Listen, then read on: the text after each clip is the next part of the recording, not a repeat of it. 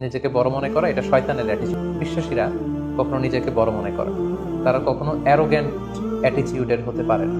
কারণ আল্লাহ রাসূল সাল্লাল্লাহু আলাইহি ওয়াসাল্লাম আমাদেরকে শিখিয়েছেন, আল্লাহুম্মা জাআল ফি আইনি সাগীরা ওয়া ফি আ'ইউনিন নাসি কাবীরা। হে আল্লাহ, আপনি আমার চোখে আমাকে ছোট বানান, মানুষের চোখে আপনি আমাকে বড় বানান। আপনি নিজেকে কখনো বড় বলে উপস্থাপন করতে পারবেন না।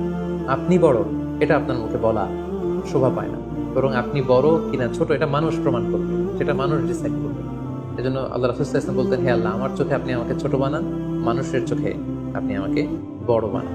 তাহলে আদম আলাইহিস সালাম এবং ইবলিসের এই ঘটনা থেকে আমরা প্রথম যে শিক্ষাটা পাই সেটা হচ্ছে আমরা যেন কখনো আমাদের অন্তরে অহমিকা বোধ লালন না করি, আমরা যেন এই ইগোইস্টিক সমস্যাতে না ভুগি, আমরা কখনো যেন অহংকারী না হই, বরং আমরা যেন বিনয়ী হতে পারি। বিনয়ী বান্দাদেরকে আল্লাহ তাআলা পছন্দ করেন। নিজেকে বড় মনে করা এটা হচ্ছে শয়তানের স্বভাব, এবং সে নিজেকে বড় মনে করেই যে অভিশপ্ত হিসেবে চিহ্নিত হয়েছে। শয়তানের প্রথম মিশন ছিল মানুষের দেহ থেকে পোশাক খুলে ফেলা। আমি আবারও বলছি, মানুষের দেহ থেকে পোশাক খুলে ফেলা, নগ্নতা বা অশ্লীলতা, এটা হচ্ছে শয়তানের প্রধান হাতিয়ার। এই যে আদম আলাইহিস সালাম এবং হাওয়া আলাইহিস সালাম, তারা যখন ওই নিষিদ্ধ গাছ থেকে ভক্ষণ করলেন, তারা যখন নিষিদ্ধ ফলটি খেয়ে ফেললেন, সাথে সাথে জান্নাতের পোশাক তাদের দেহ থেকে খুলে পড়ে গিয়েছে। এবং কেন আদম আলাইহিস সালাম এবং হাওয়া আলাইহিস সালামকে শয়তান ওয়াসওয়াসা দিয়েছিল? সূরা আরাফে আল্লাহ বলছেন, লিউরিয়াহুমা সাওআতিহিমা, যাতে করে তাদের প্রাইভেট, তাদের লজ্জাস্থান প্রকাশিত হয়ে পড়ে।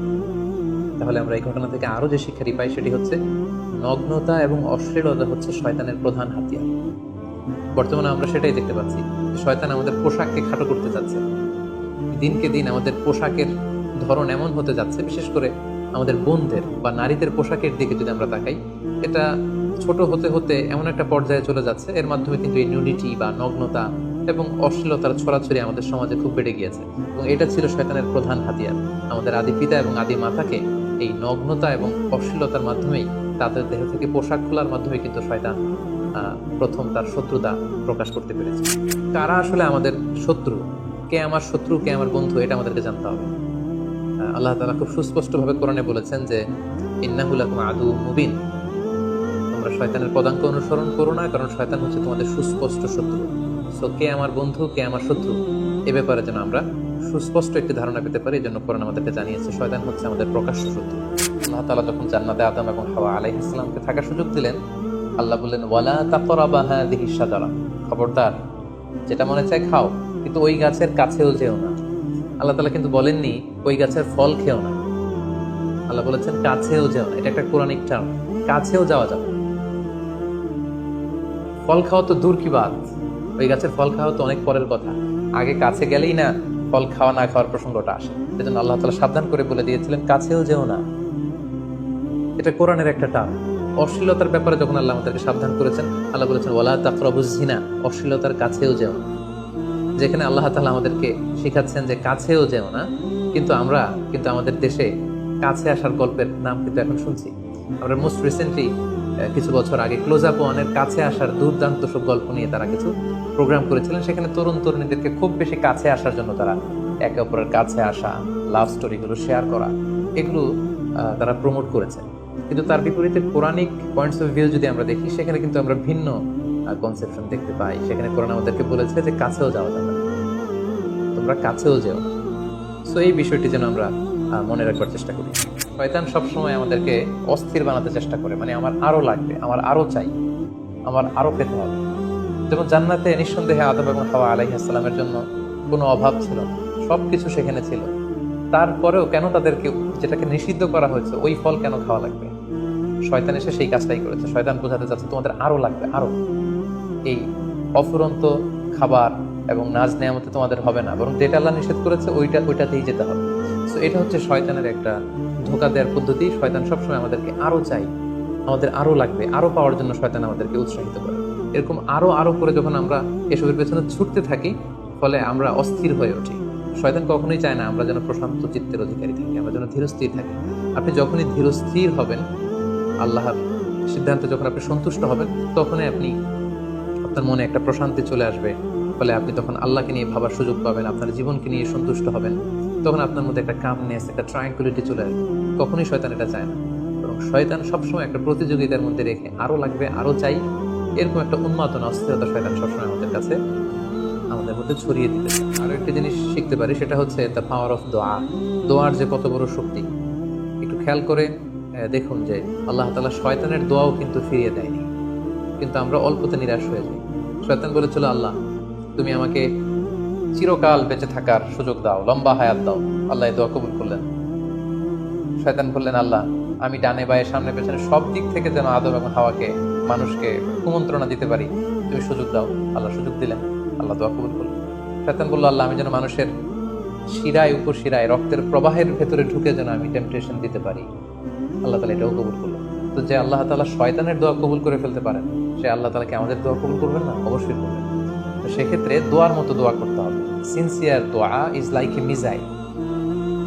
আপনি যদি সিনসিয়ারলি দোয়া করেন, এটা মিসাইলের মতো। মিসাইল হামলা করলে যেমনি লক্ষ্যবস্তুতে যে ভেদ করে, তেমনি দোয়ার মতো যদি দোয়া করা যায়, চাওয়ার মতো যদি আল্লাহ তাআলার কাছে চাওয়া যায়, সেই দোয়াটাও আল্লাহ তাআলা কবুল করবেন।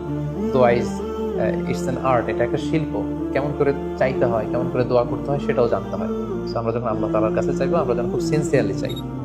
রিপেন্টেন্স, অনুতপ্ত হওয়া। শয়তানও আল্লাহর আদেশ অমান্য করেছে, আদম আলাইহিস সালামও আদেশ অমান্য করেছে। আল্লাহ বলেছেন সেজদা দাও, শয়তান সেজদা না দিয়ে আদেশ অমান্য করে। আল্লাহ তাআলা আদমকে বলেছেন এই গাছের কাছে যেও না, আদম আলাইহিস সালাম ভুল করে খেয়ে তিনিও আদেশ অমান্য করলেন। পার্থক্যটা কোথায়? পার্থক্য হচ্ছে শয়তান ভুল করে সে ভুলের উপর অটল থেকে গিয়েছিল, অহংকার করেছিল, কিন্তু আদম আলাইহিস সালাম ভুল করে তিনি অনুতপ্ত হয়েছিলেন। শয়তান ভুল করে ভুলের উপর স্থির থাকে, আর আল্লাহর প্রিয় বান্দারা ভুল করে তারা আল্লাহ তাআলার কাছে ক্ষমা চায়। আমরা মানুষ হিসেবে আমাদের ভুল হতেই পারে, এটা খুবই স্বাভাবিক। কুল্লুকুম খাত্তা, তোমরা সবাই পাপী, ওয়া খায়রুল খাত্তাইনা আত-তাওয়াবুন।